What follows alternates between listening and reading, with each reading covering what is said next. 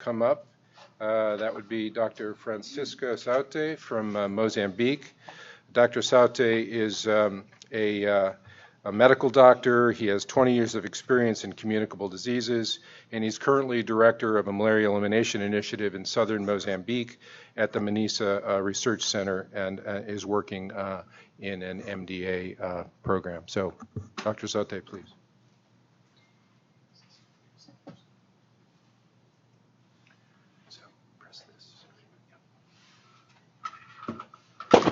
Thank you, Larry, for the introduction.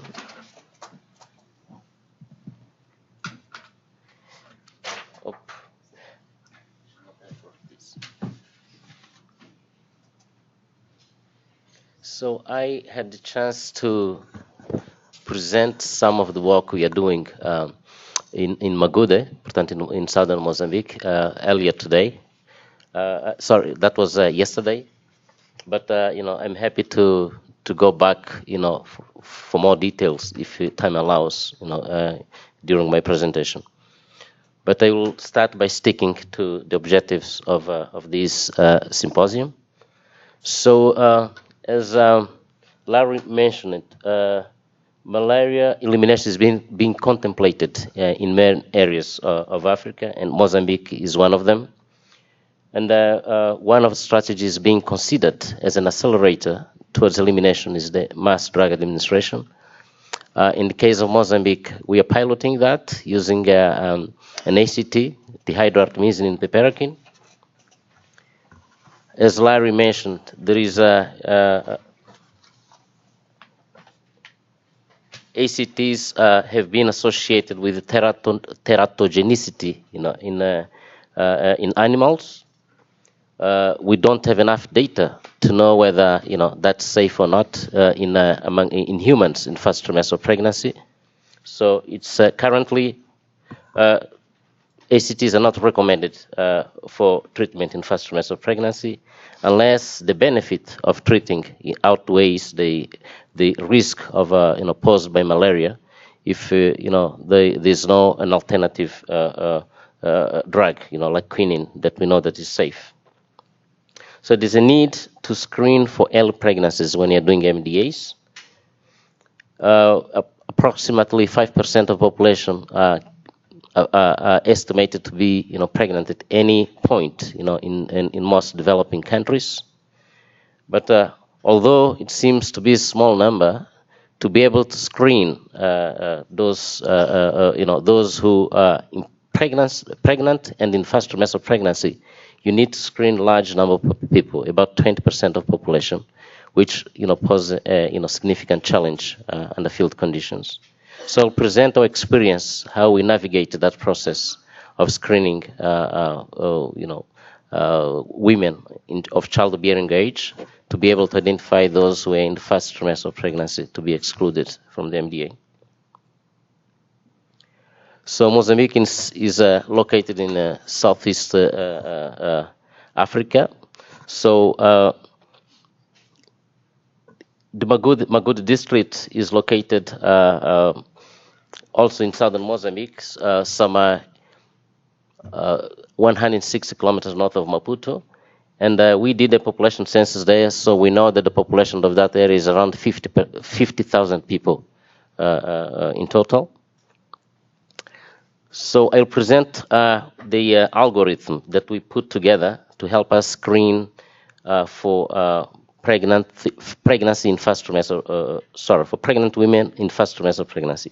So the approach per protocol was to ask any women of childbearing age, that's age 15 to 49, whether they knew their pregnancy status. If the answer was yes, if the woman responded to, she was pregnant, and the pregnancy was visible, we would assume that she was on second or third trimester, and then it would be safe to give them, to offer, treatment with the DHA-PIP. If, despite saying, reporting to be pregnancy, the pregnancy was not visible, then we would offer the possibility of doing a rapid pregnancy test. And if the rapid pregnancy test was positive, because the pregnancy was not visible, we would assume that was in the first trimester of pregnancy. And then, since we are testing everybody to know whether they had malaria or no, depending on the result of the malaria rapid diagnosis test, the procedure was different. So if the malaria rapid diagnosis test was positive, the woman would be referred to the health facility for treatment with quinine. If negative, no treatment was given. So if the rapid pregnancy test was negative, then that meant that she was not pregnant, and then would be safe to offer DHA-PIP.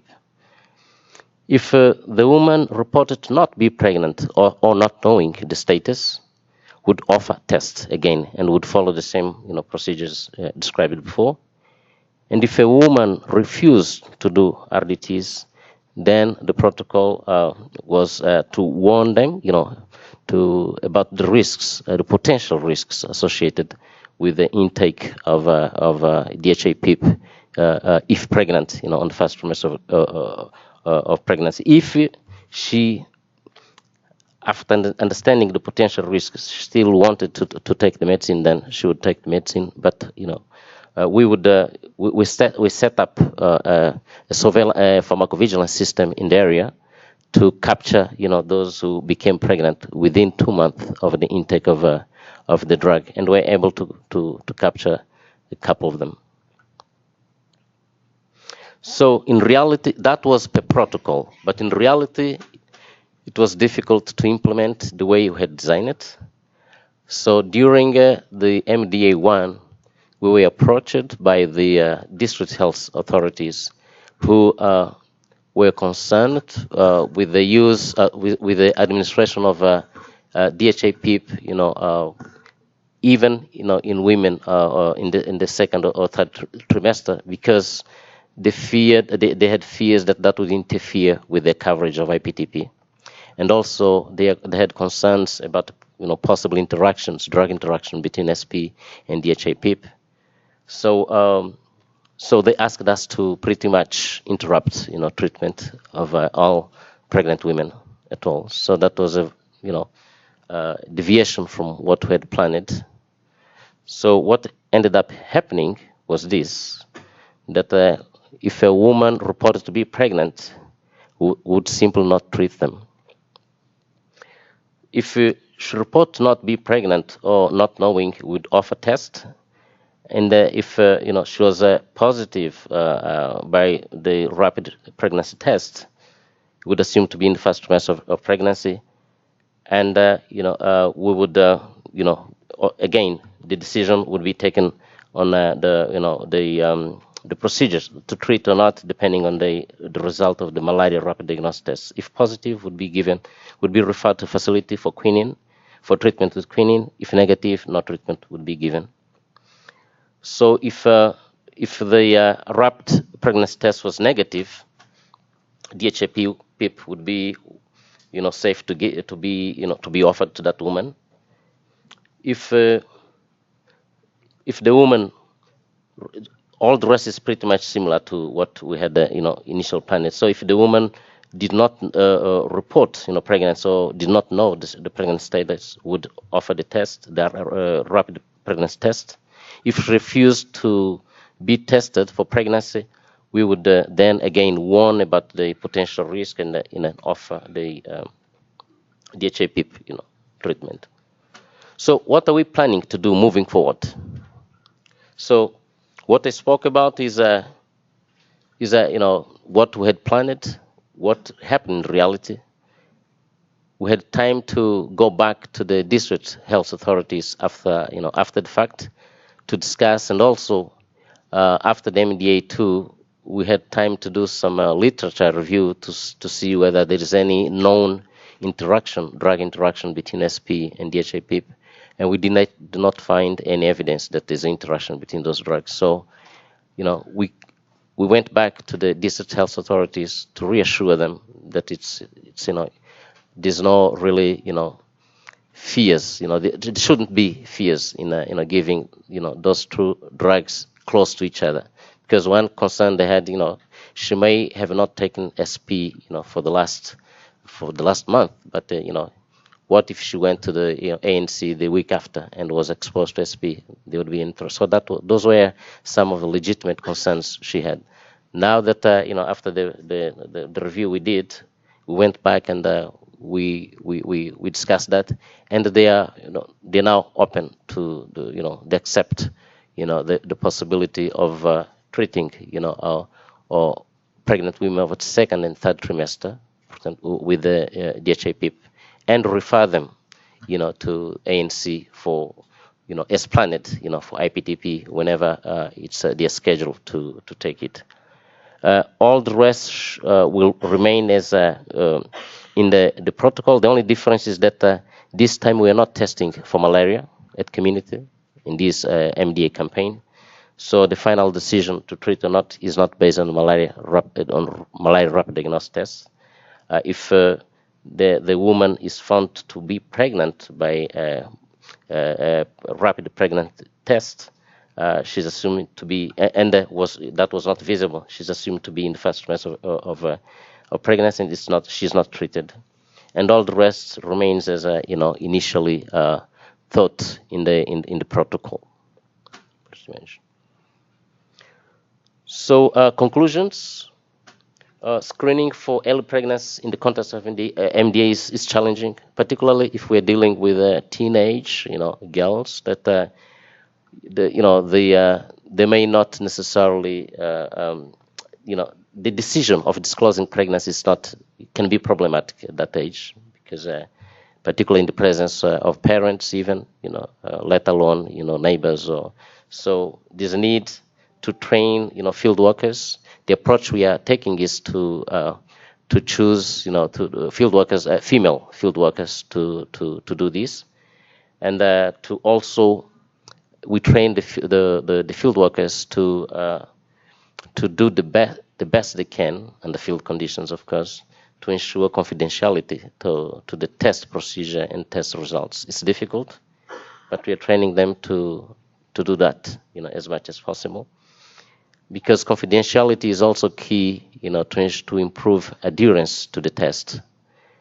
If the women feel that the procedures is done and the results are managed with confidentiality, we are more likely to have more women accepting to participate in the procedure.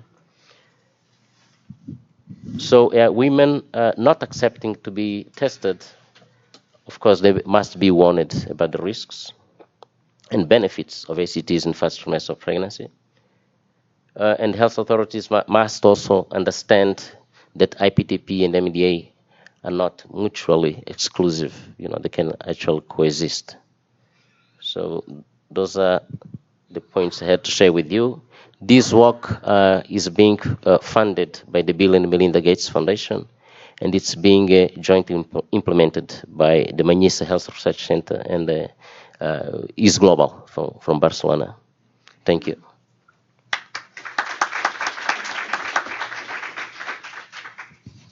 Thank you. Thank you very much. Thank you very much, Dr. Saute. I think we have time, I'm sure we have time, for a few questions if there are any. I actually would like to ask one, but then I'll recognize Elaine. Did you actually, based on your first round, did you have any first trimester exposures? And what kind of follow-up information do you have on that? Okay. Yes. If I can answer that. Yes, we did have 3 cases. 2 of them were women who had been tested for pregnancy. They were positive for pregnancy, but they were mistakenly treated by the field workers.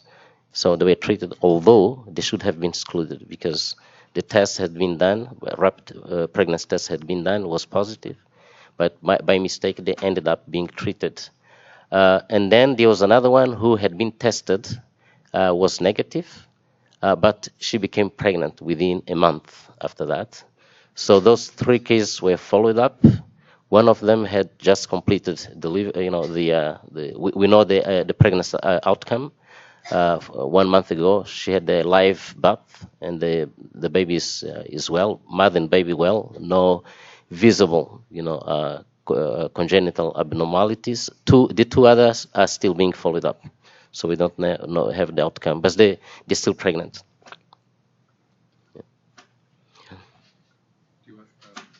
Thank you. My name is Elaine Merman from Chicago. That was a great presentation and really important topic. You raised the point about adolescence. That's right. And the sensitivity there with adolescents and not wanting to disclose pregnancy. I was just wondering, when I was looking at your algorithm and you were explaining it, do you know how many women refused to take a pregnancy test, and were the majority of those adolescents who were then given Okay. HIV? Yes, we can do that analysis from the database. I don't have that prepared right now.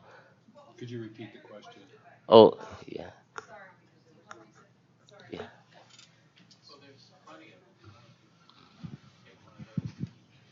I was just asking about among the women who refused to take the pregnancy test, did they have a sense of how many women refused, and among those, how many were adolescents? Yes. Thank you. That was an excellent presentation. My name is Julie Gutman from CDC. I just had a question with regards to your decision making around not giving DP in the first round. I think it's, certainly the ministry had concerns, and although I think in a way their choice was very interesting, and I'm wondering a little bit why you didn't decide to do RDT testing on those women who were pregnant in their second and third trimester, and would they, have considered allowing you to treat women who tested positive and then referring those who tested negative for SP, because we know that the efficacy of SP is not equivalent to the efficacy of DP when treating acute malaria. Yeah. Thank you. Thank you. Okay, maybe if I can start, I don't know, should I start responding? Okay, the first one was on whether we know how many women refused to be tested for pregnancy, and whether they were adults, teenagers or not. I don't have those figures, on top of my head, but that's the type of analysis that we can quickly make from the database. So the question was whether why didn't we test? Why didn't we do RDTs for malaria RDTs? That's right. Yes. Well, that was a sudden decision, and so we kind of we didn't have time to really discuss it properly. We just stopped that's right with that particular population. Yeah, so.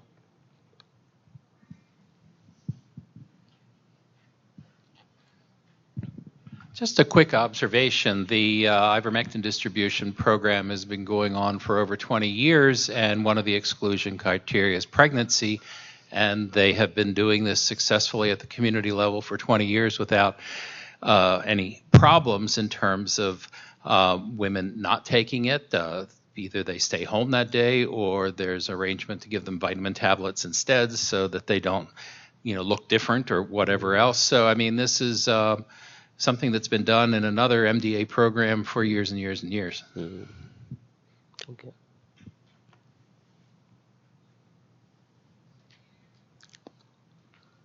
Clara, do you want to? Thank you very much. Thank you very much.